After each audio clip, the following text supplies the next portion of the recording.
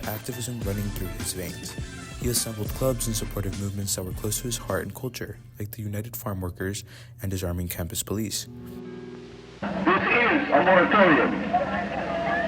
This is for La Raza. Yes, for us, and for the world to see. Because today is a day of history for all of La Raza, wherever they are. Throughout Latin America, throughout Mexico, wherever brown people exist, today is a day of history. And from this day on, La Raza Mexicana shall be history. The Chicano Moratorium was one of the biggest events in Chicane history. It paved the way for more Chicane movements to rise and more Chicane visibility. This event was an anti-war protest against the United States conflict with Vietnam. Although left unnoticed, Latinos were also sent to fight in the Vietnam War, resulting in the death of many. According to a KQED article, at this time, 5% of U.S. residents were Latino, but a Cal State study found that Latinos made up about 20% of all U.S. troops that died. The outrage you must feel to see people that look like you die without a single acknowledgement can spark the longing for change.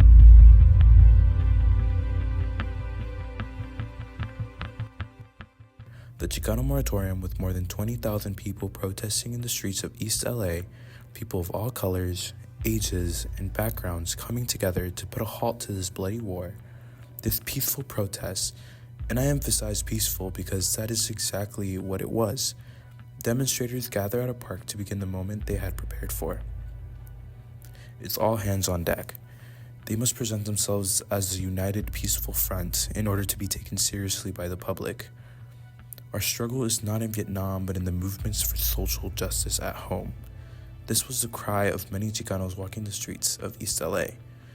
Chicanos that were tired of having to fight for visibility in a nation that was built with the hands of immigrants. As they continue their demonstration, police show up with the efforts to terminate the protest. Police use excessive amounts of force against many protesters, which incited a series of violence. Tear gas gets sprayed at innocent demonstrators, and 3 Chicanos die, and many are left injured in this horrible turn of events. One of the people being LATimes journalist Ruben Salazar, which was one of the few forms of media coverage Chicanos had in the US. He was their voice. After being struck in the head with a tear gas canister by police, he instantly died. This was a fuming outrage.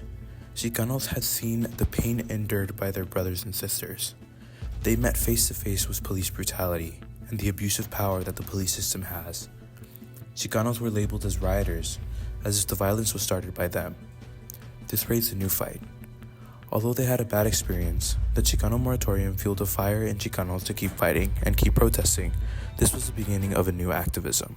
This was the new age of Chicane movements.